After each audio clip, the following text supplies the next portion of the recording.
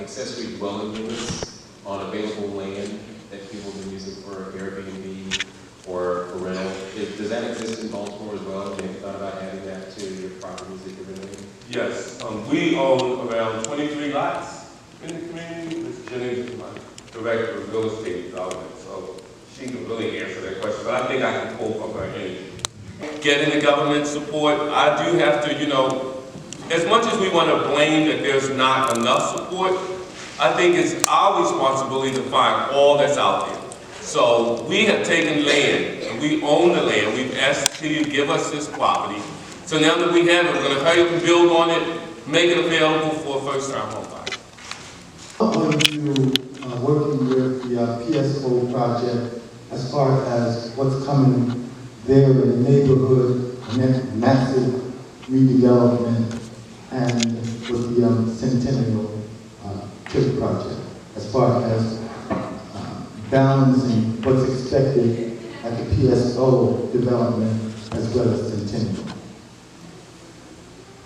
We're basically Old Town Mall area because we're right there on the corner, but we're not restricting the community that we're organizing with and in to Old Town only, right? We're going to be looking at Douglas Home, Pleasant View, Monument East, going into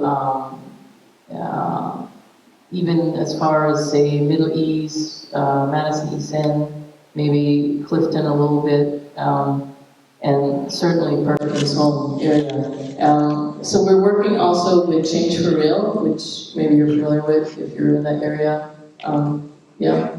Yeah, okay. So we're also connecting with Ms. Benton Jones, who's working with us closely actually in doing the organizing at the public housing spaces. So we have a real connection with PSO insofar as what's going to happen right there in the Old Town Mall corridor. What are they doing there? Because we also don't want to duplicate what they're planning to put in that place. That said, the degree to what we know the developers of Old Town Mall will actually put in those spaces, say downstairs of the housing, if that's how they're going to do it, that's not known yet. We have some plan from the one that was provided and developed between the community and the PSO folks, but it's not specific what exactly, because they're still looking at Perkins, as you know, and Somerset. So what's going to specifically happen, when groundbreaking is going to happen in Old Town, we're not so aware of that at this point. Okay, great. This is what these things are about.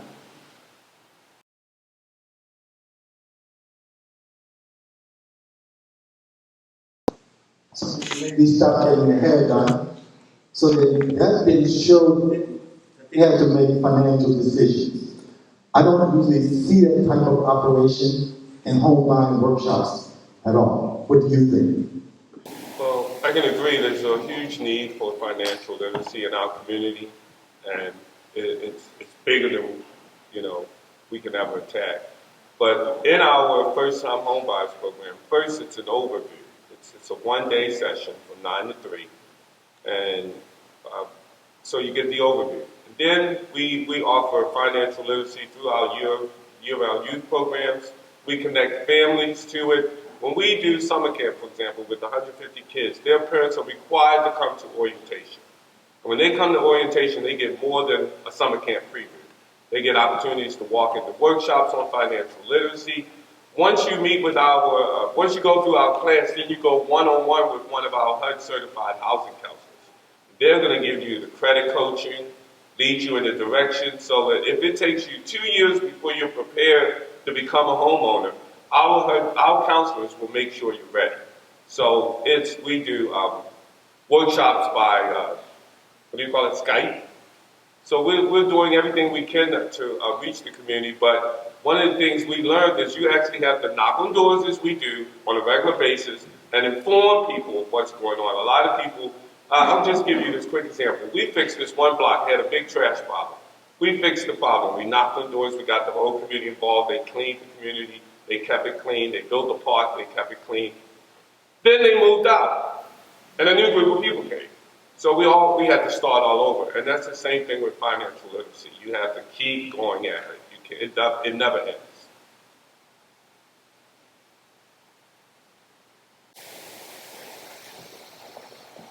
So I'll start my question. Now, I live in Pennsylvania, and so I was just wondering, because it sounds like everyone, receives public funding. So as we start to do some of the work that we're doing, and I said Pennsylvania, but I actually live in Philly, we know that Black and brown people are not just in our cities, and I'm pretty sure our state is very much like your state. You have Philly, and then the rest of it is what they call Pennsylvania. And so with that in mind, and dealing with public funds, what is the conversation you have with some of your funders? Because as we, the same, talk about wealth distribution and all those things, people start to say some unfriendly things about some of our work that we're doing. So I just wanted to see and find out what is some of the language that you're using, and if you're just only working in the city or you're working in the state. Well, for us, we're working in the city and a specific community, but we also did some work in Reservoir Hill. If you look up Calhoun Avenue, you'll see 23 homes that we were contracted to redevelop, and we got an award for preserving these historic properties. So, but the conversation we have with the funders, state, local, even foundation, is that we have what it takes to leverage. We are not looking for a handout. We, as developers, as a nonprofit of color, we have a history of developing. We own a 47-unit senior apartment building called the Charles R. Uncles. We built the entire 2000 block of Front Street. So when we're talking to funders, we're letting them know we have a history of doing this, and we have our own. When we develop, we bring back what's called developer's fee. So we're not just looking for the state and the city for a handout. We're asking them to match what we're able to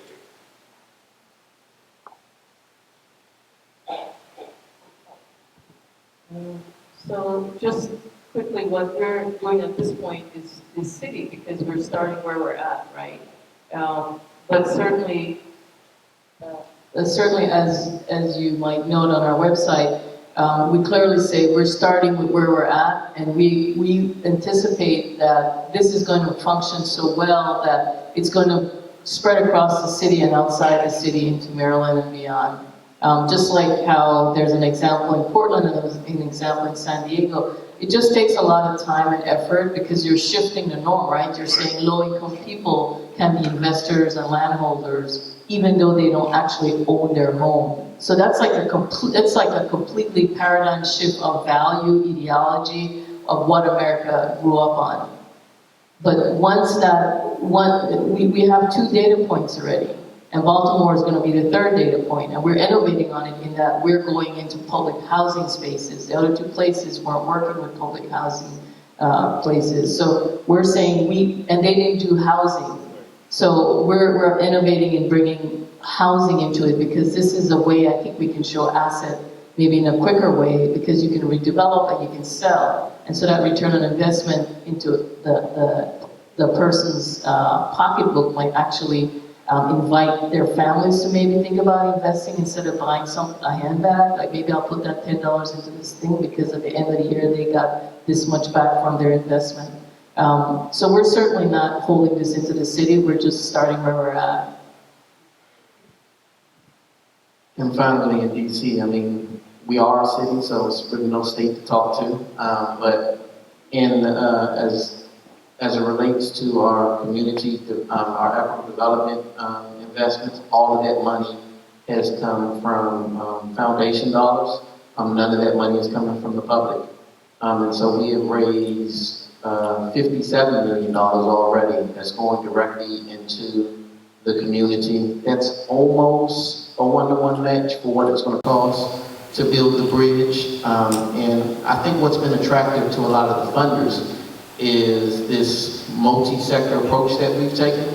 And so it's oftentimes your housing industries are like working by themselves, or small businesses are working by themselves. And so we operate really to convene all of these different people together, because oftentimes they are serving the same target audience. And so, we're bringing them together and talking about, all right, like, what are some of the areas where we overlap and how can we collaborate, to bring more solutions to the community. And I just want to suggest one more thing, and that's that you inventory your in-kind. I've been kind of tracking the 11th Street Bridge project just through the news over the last couple of years. It's a compelling project. I know it's been in work for a very long time. I'd love to hear more about how you developed the Equitable Development Plan, what the engagement was, particularly with the community.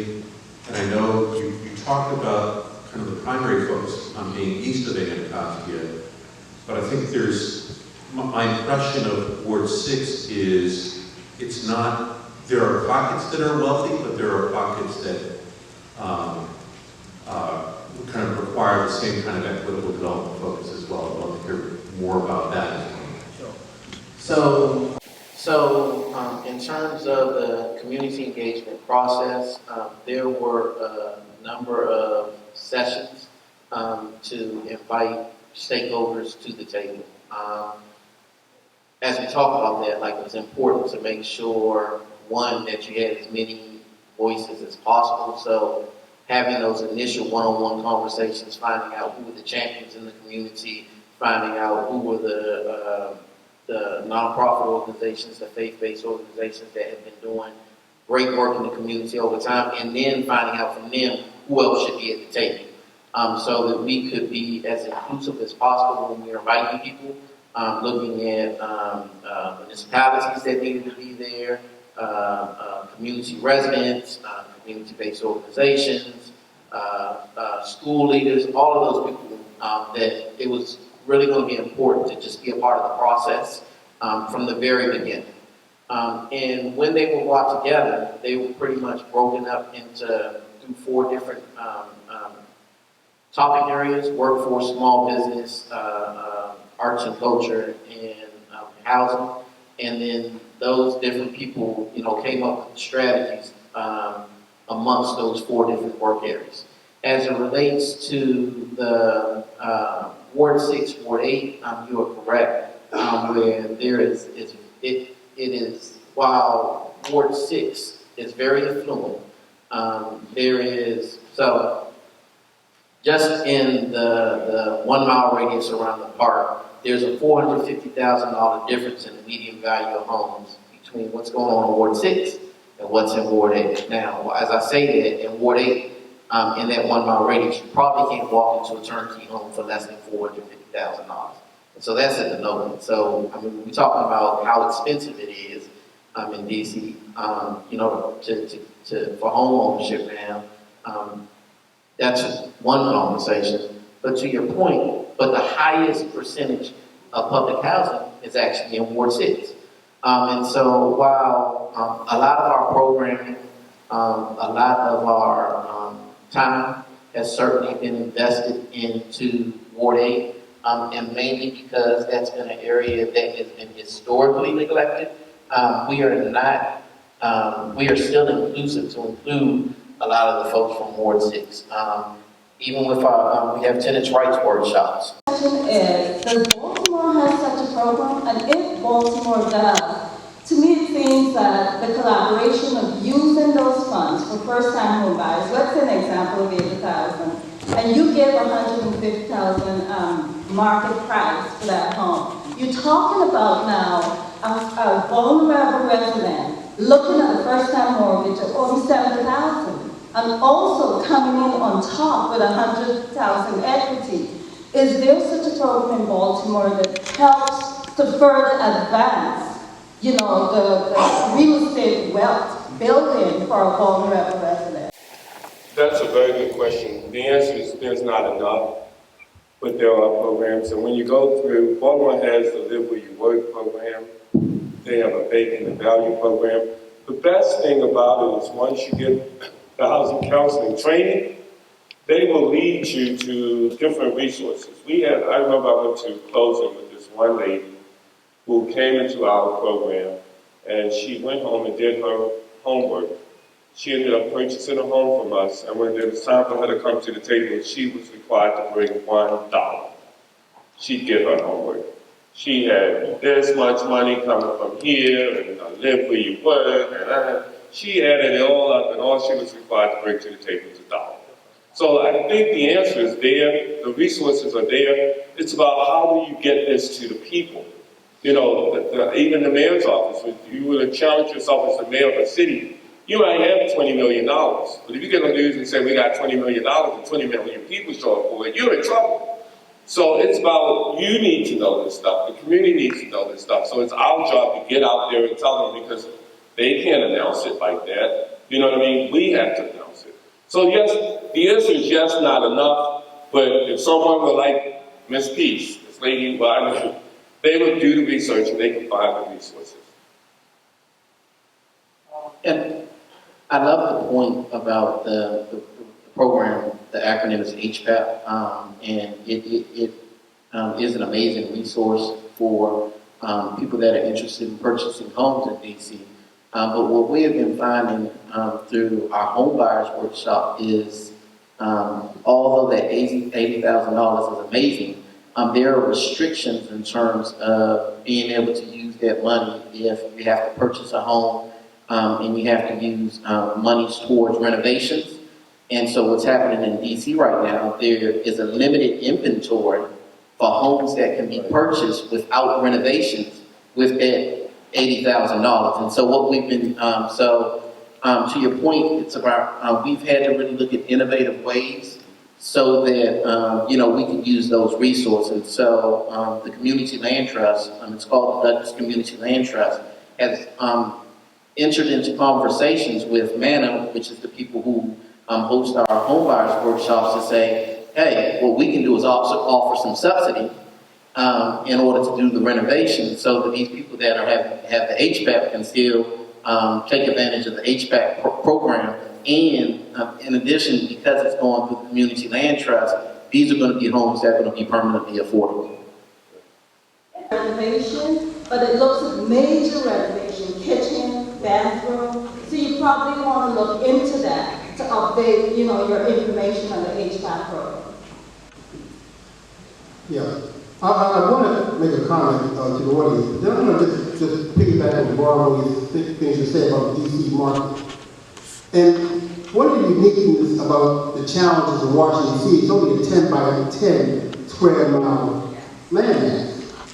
And so when you talk about the economics of real estate development in that city, there's no more land to develop, spatially. So to develop in Washington, you have to go elevation. So that's why you're seeing a lot of the conversions of 3-story brownstones into 6 and 7, 8-unit buildings. And in some cases, you see the demolition of those single-family properties that once housed families now being developed into multi-unit condos. So that's one of the challenges in Washington DC when it comes to development. The other challenge, just addressing home ownership, is that the real estate prices have increased so much in Washington, the value has increased so much that income has not competed with the value of the property. So even while you may give $80,000 towards a family purchasing, if you're making $40,000, try to put those numbers together and equate it to buying a $400,000 house. That's what the challenge is with the HVAC program. Is yes, it's a good $80,000 initiative that probably worked really well in Baltimore. Right. But when you talk about the escalation of value of properties in Washington DC, it's minuscule. So what you see is that young white professionals who are collaborating and join that resource are the ones who have the opportunity to purchase and really utilize the program. And look what capitalism has done. It's been completely extractive and exploited Black and brown communities. And I think it's, capitalism exists, neoliberalism exists, and to the extent that it has existed and exploited our communities, nobody's challenging that. But I think there comes a time now where, as we continue to figure out how do we invent capitalism, we have to also look and think about how do we use capitalism in a more compassionate way. And that, this whole compassion capital, conscious capital, these kinds of terms you've seen thrown around, I think these are the kind of investigations that we have to look and see, how do we use this system in a non-exploitive way, which that's where the cooperative model comes in, which is what our model is. But we're also looking at how do people become investors, right? We're talking about asset. There's a bigger gap in asset than there is income between Black and white communities. And so if we don't get at that difference, that big gap, we're just looking at income inequality, we're really missing like the real big picture that's gonna gulp us up in the next 50 years. So I think looking at how we do become social entrepreneurs, looking at how we use social impact, investors, these are conversations we don't have in a lot of nonprofit spaces. The whole idea is nonprofit. But I think these are conversations we have to start inviting in and really get brave and bold in bringing those conversations into our communities. I have two questions. The first question is, I think that the work you're doing at the CDC is wonderful. One of the problems that I've seen is that we can get them in the house. How do you keep them there? If you're like Detroit, we see different levels of CDCs. Some of them are great, they're doing wonderful work, they get the financing, they get the funding, and then you have other CDCs that are just not at that level. What are you doing to help lift up the other CDCs in the community so that they're able to do the work that you're doing? You just spoke to my real passion, especially with your second question about working with others, because as I mentioned, there was tough competition between the three, and now we're one. We formed a new entity, and we have Hearts and People Foundation, and all of that, and the councilman behind it. For retaining homeowners, once we built Bakersfield and Brunt Manor, that created the Homeowners Association. And we have not lost, and I'm proud to say this, we have not lost one single homeowner in the 20 years that we've been doing development, not one single home. And it's through setting up those homeowners associations. Like when we built the first 17 homes on Bakersfield, those homes were pre-sold before we dug into the ground. And these were people who came through our home buyers program, and a year or two later qualified. We didn't even start the digging yet, and we sold all the lots, all right? So we're very engaged with them. And my challenge is, okay, if we counsel 580 families, I celebrate 98 families under contract, but whatever happened to that other group of people that didn't sign a contract yet? So for retaining them, you have to stay involved with them. We start community associations. We got the Brunt Manor. We built 21 homes on Brunt Street. That's the Brunt Manor Association now. They get 4 roll-offs for their cleanups from the city. They don't have to call on us for the dumpsters. They can call the city because they're a community association. They get their own 4 roll-offs a year. And we're very engaged with their meetings. We're very engaged with their finances, not in their business, but they know that we have continued services around reverse mortgaging, counseling, and all of that other stuff still going on at the center every day. We really have to really think about how community development is being done in our cities and our communities. It's not a single approach. Right. It's an organic approach, almost like building, planning, and planning. We have to be intent on building the ecosystem and strengthening the ecosystem. That doesn't exist already, but it's fragile in community development. Some organizations are working with one executive director and one secretary, and they're taking on 20 different tasks. Some are working on housing and maybe working on some social service programs, but don't have the staff capacity to do that. Because it's a real estate activity that's driving revenue, as Tony said, in their organizations. So we really have to start looking locally and looking more intentionally about how we're building our ecosystems to address the comprehensive approach to doing community development. We at Network for Development Conscious Community have called that and labeled that conscious community development. Right. Conscious community development. Too much development has gone on in community college that has been unconsciously done. Right. They're building a senior housing project, which is wonderful. But there's no services to support those seniors. No food, no basic needs, shoe repair, dry cleaning. And so we can't continue to ignore this process that's not building scale and capacity in our community. We can no longer accept it as being acceptable. We have to challenge our local leadership, be it political, our leadership to our local government agencies, to look and do things differently. But if you embrace it, then it won't happen, because they think that you're in agreement with it. And when we see wrong, we have to call wrong out to what it is. We can't continue to just anoint it, get our monies, and just go along with the game, because it's not benefiting our community. And so what she's pointing out is really a question of capacity. And if you don't have capacity, believe me, your scale of doing the work is minimized. You need capacity on staffing, skills.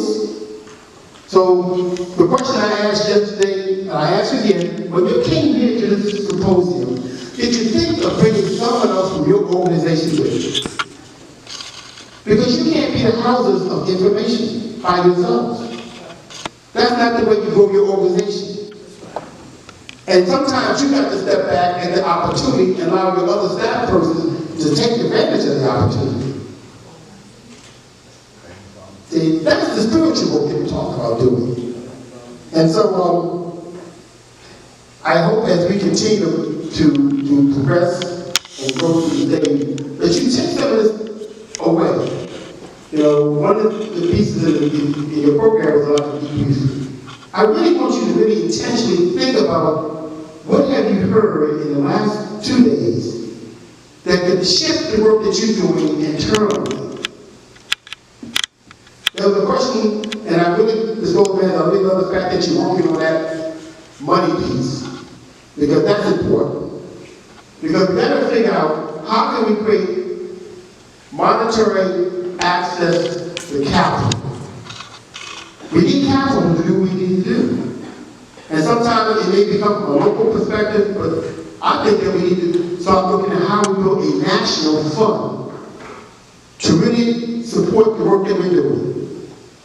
Our national intermediaries are doing this kind of work, because what they're doing is bringing resources back to themselves and not using the resources to go out to the communities to do the work. We need patient capital.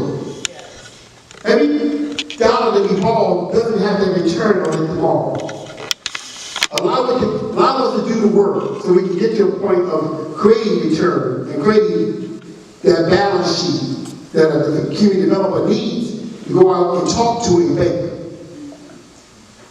So, again, these conversations, folks, are on a ending, they're really a beginning. And I hope you embrace it such as that. And it's good to feel good. I heard a lot of good feel good yesterday, but I want to tell you to feel good and put it together with the work good, get results. Yvonne, if I could share one other thing. One of the things we've done at Druid CDC is we've invested in, I call it a reserve. And by setting up a reserve, it kind of gives us a little cushion, a safety. So we did open up an investment account where we're bringing back money on the money we had. And I think that's very important for CDCs. And of course, we are funded through state and local, and we appreciate all that funding. I'll take your money if you got some for us. We can use it in our youth program. Anybody write a check, write it to Drew Heights Youth Program. Just kidding. But at the same point, we'll take the funds, but we have to find a way to create our own. So in our real estate development, that creates our own. Nobody's attached to what we earn out of real estate development. And then we take that funds and put it in a reserve that brings back more income. So I think CDCs need to start looking at a reserve and having funds that you can put into an investment account, so that when these rainy days come, because more days are rainy than sunny, you have a reserve. One of the strongest points that has to be made is how does that director educate its volunteer board, because they are in fact the fiduciaries of any organization. And again, part of that growth is as we attract professionals, oftentimes that professional is not reaching back to be a servant leader and a leader servant. We have to now, as Ron had mentioned earlier, as far as who comes to these conferences, are oftentimes staff people and not necessarily the people who we work with. And that is your board. And that is where you can get a lot of growth in your communities as far as accountability. I'm just making a point of myself as one time director of a community-based organization. And I tell you, it's hard work being a servant leader, whatever, because keeping that board apprised and bringing people on annually without giving a recap of the mission of the organization, and someone coming into the board and start sitting there and not having the same focus as to what you were starting. So it becomes very, very imperative that we do that annual board training, that folks who are sitting on that board has the same mission in place and the same vision, because we have a tendency of bringing people on and leaving them, meeting once a month, staff taking on the responsibility, and leaving the board behind. So again, that's a very piece that I see missing in community development organizations. Foundations, and they say, how much does the board contribute? You know what I mean? That's a measurement for these foundations. You got a board that hasn't given you any money, and you're asking us for money. So, I totally agree with you. And I think my board holds me accountable, and I hold them accountable. Leadership team. And that's a leadership team that actually decides together, and that leadership team includes not just the board members and legally fiduciary responsible folk, but staff members as well. And that's a model I think that we also have to start to entertain, which is how do staff also become co-decision makers in the organization. And this understanding of shared leadership between board and staff, I think, is somewhere that nonprofits need to really dig into. The co-optation of intentional work, because it sounds like each of you are pursuing intentional work with people to, actualize outcomes that really match the needs, and also to deconstruct some of the existing paradigms as well. So yeah, the question is, like, in the context of capitalism and white supremacy, which we all acknowledge is real and really concentrates wealth and power, in capital, in money. Right? How do you resist the co-optation when you're seeking funds that are largely already concentrated in those ways? Well, I resisted by, just keeping moving forward. This is a study done by Georgetown University, Prosperity Now. Nonprofits of color led by black men have greater challenges than nonprofits of color led by black women. The system would rather give the money to the sister than the brother. But so we have a different set of challenges as black men running a nonprofit. And there was the women in this seat. I'm the fourth ED of this organization. The women in this seat, I think, have a much easier time than me. But my resistance comes from proof in the pudding. I don't care what you think about me. You ask me to have a meeting, and I will have 200 people from the community greeting you at the door, sitting in the meeting with you. So you resist by proving yourself. You don't fall into the stereotype. You don't give into the stereotype. You resist by proving your ability. You're making your own money. We have our own reserve. We're not asking you for anything that we can't do for ourselves. That's how you resist, by proving yourself. Henry Taylor from Buffalo. My question concerns around mortgages. I've heard a lot of conversations and discussions about home ownership and mortgages. What I'm interested in is what kinds of activities are you engaged in to radically reform the mortgage packages that people of color have access to? I pose that question. It seems to me that we went from an era of discriminatory exclusion to predatory inclusion. So if you look at the Housing and Urban Development Act of 1968, nobody talks about it. Everybody talks about fair housing, but it was subjected to all forms of fraud and predatory activities. Then we fast forward, much of the current dramatic decline in home ownership stems from the fact that blacks were steered away from prime to subprime mortgage packages. So it appears at every stage in the history of Black America and the mortgage and homeowner industry that we have been subjected to these predatory practices, and it is the predatory practices, not homeowner education and other things, that is responsible for the decline and continued low levels of home ownership. So I'm just interested in what you all are doing to radically reform the mortgage packages that we have access to. Thank you. We have a director who I wish she was here. She could list a bunch of efforts that we are making. But she's our director of Housing Council, one of our 4 departments. And she and her staff we receive calls, and because we're a HUD-certified housing counseling agency, someone calls the center and they have a question around mortgages and predatory lending. I can't answer. I'm not certified in that area, so they have to speak with one of our housing counselors. It's a big problem. We probably get 500 calls. You know, they have a backlog of calls to make. It's a bigger problem. But what we are doing, and the groups in Baltimore have been working with the banks directly. They're now afraid of us. We have come to meetings with them. I was in this one meeting with PNC. I hope PNC is not in the room. Can I speak honestly? But are you in the room?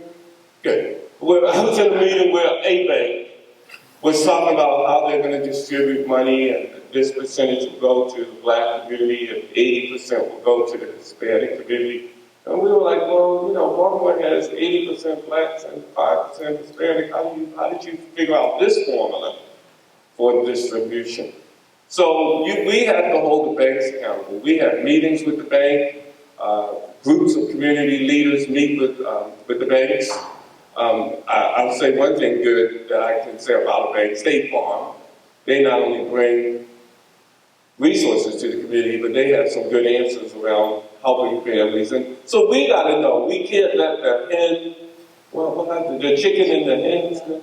So we control who and how the community is educated and which bank comes in. And we don't allow that in the community center. I've had this one guy, he was selling real estate. And he has to get on our agenda. Check him out.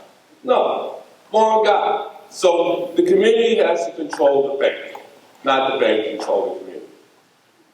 Yeah, and I would respond to that from the investment side, because that's where we're at now in our process. So we're talking to an investment firm. I'm not going to say the name. It's an all-white firm. And we've been really explicit about working with Black and brown-owned firms and everything, realtors, everything. So this white firm is willing to work with us and bring us the money from their investors. And they're courting us now. And the discussion on the table is, for every high-income investor you bring in, we want their return on their investment to be less than the low-income investor. Right? So for example, let's say return on investment for this year is 10% in general on all assets. What we're negotiating with them is that for investors that put in X amount and above, they will get back, say, 0 to 2% on their investment. And their 8% will go back to the low-income investor.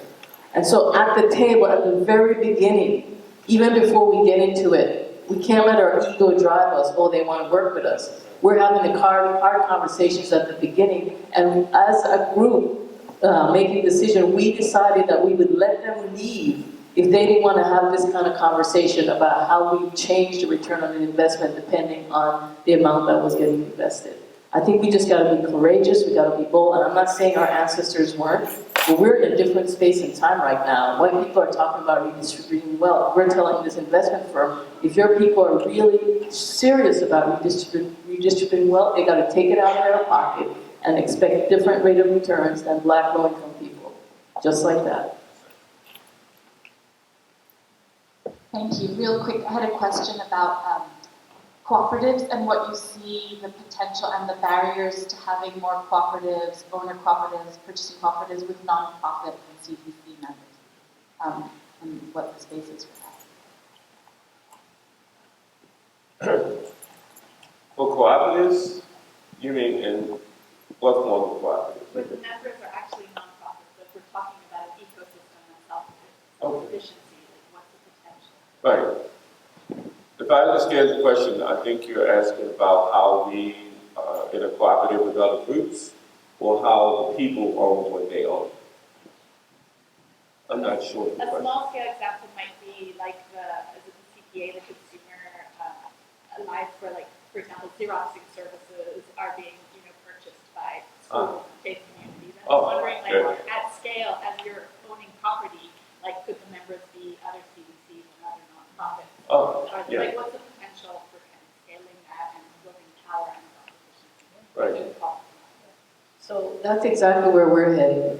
We're initially building the cooperative, as I said, very locally, right? But that's where we are heading. Baltimore, just this weekend, there was the Eastern Conference on Workplace Democracy. I wasn't able to attend because I had other engagements, but Baltimore is really stepping into that pie. We're saying that everything that we move forward, if we're really conscious about redistributing wealth and capital, it has to be looking at a cooperative model. So like the co-housing piece for us is going to be a cooperative model where of the 6 units in our building, how are people going to actually co-own that? And when they move, continue that model. And as we continue with the housing, acquisition housing, we're seeing that as part of a cooperative model again. So that's why I said we have to rethink capitalism, and we have to bring these different lenses to it. But yeah, totally about scale, not just leaving it local. And then I would just add, in terms of bringing the work of cooperatives to scale, really looking at our anchor institutions, hospitals, churches, universities, right? In terms of procurement processes, as well as the government procurement process, to really get purchasing contracts to build the demand and help get to scale. Because right now, a lot of the worker cooperatives are not at scale. And the largest one is actually in the Bronx, and it's about 2,200 worker owners. And that's fantastic, but we need more. And how do we replicate? And how do we have these anchored institutions help us scale, given that we give so much to their organizations as well? It's not just about them helping us, because we're helping them as well. I just want to add to what Carmen is saying.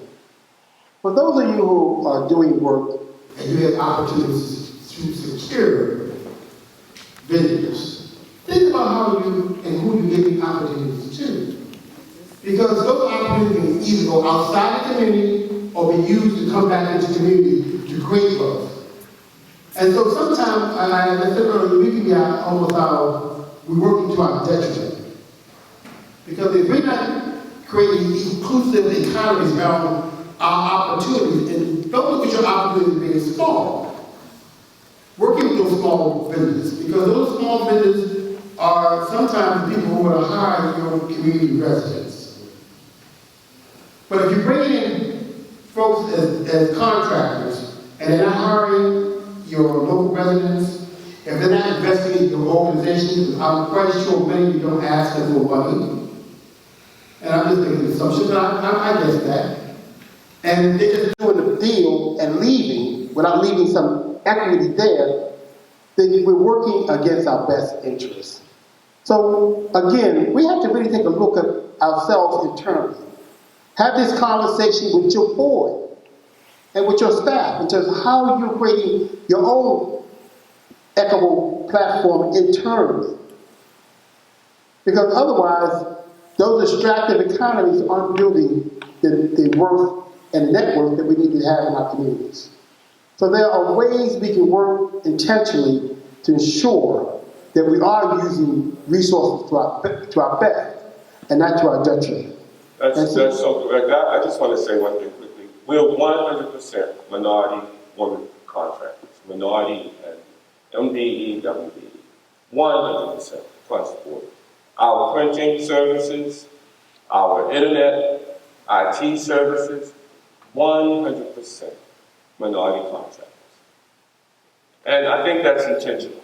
I know it's intentional. I'm still learning about worker cooperative, and I'd like to eventually start one.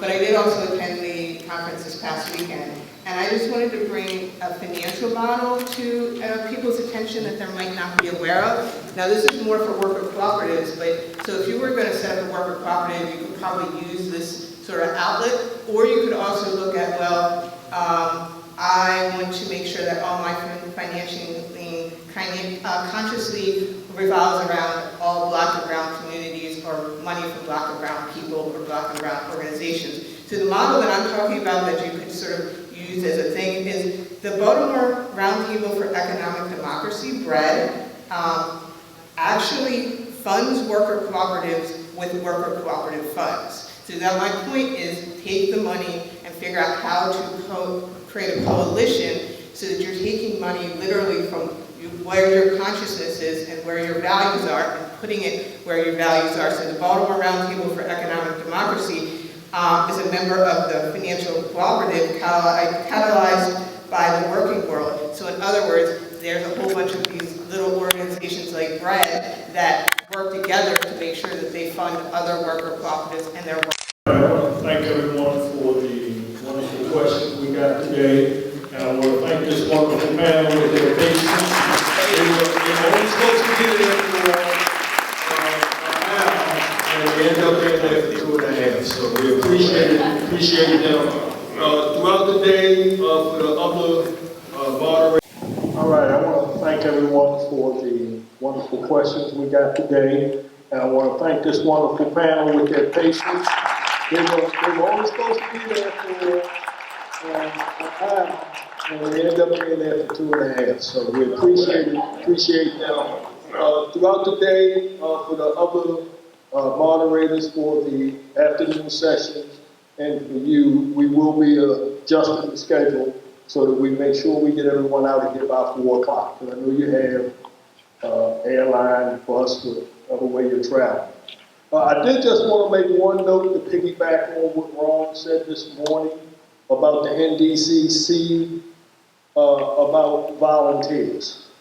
And I just want to say that when we say we need volunteers, we appreciate volunteers, we mean from people that not only understand and know the subject matter of what we are here for today, but we also need people, and I'm going to say this, like myself, people that just want to come out and work. Because we need that. We give about 3 or 4 events a year for conferences and things like that, and we just need people to come out. The people you see at the front desk are volunteers. You know, Ron's brother back there, Hanky, he's volunteer. So we need volunteers. So feel free, you can sign up or you can come ask me if you're interested in just volunteering, even if it's just one event a year. We would greatly appreciate it.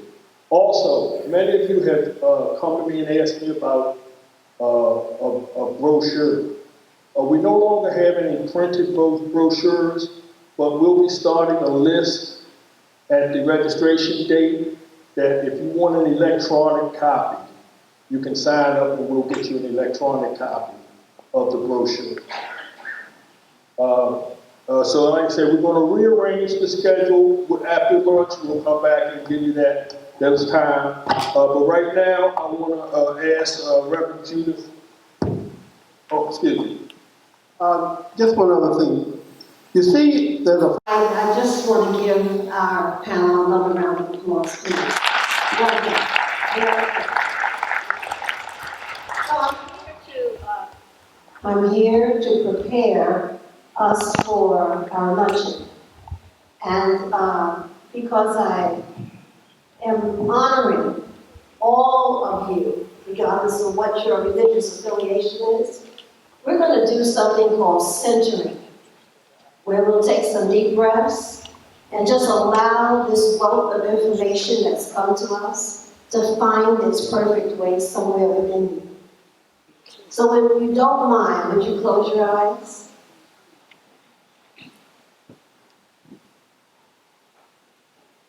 And just take a nice, deep, cleansing breath. Relaxing yourself, finding the comfort and the security of the seat you're in. It's supporting you. And in this relaxing breath, you get an opportunity to open your mind and open your heart so that the seeds of this information find a home, a place, a comfortable spot within you from which they can grow. So we go out into this luncheon, out into our lives beyond today, taking these gems of ideas into liberating thinking, liberating action in all communities, for all people. And so when the gene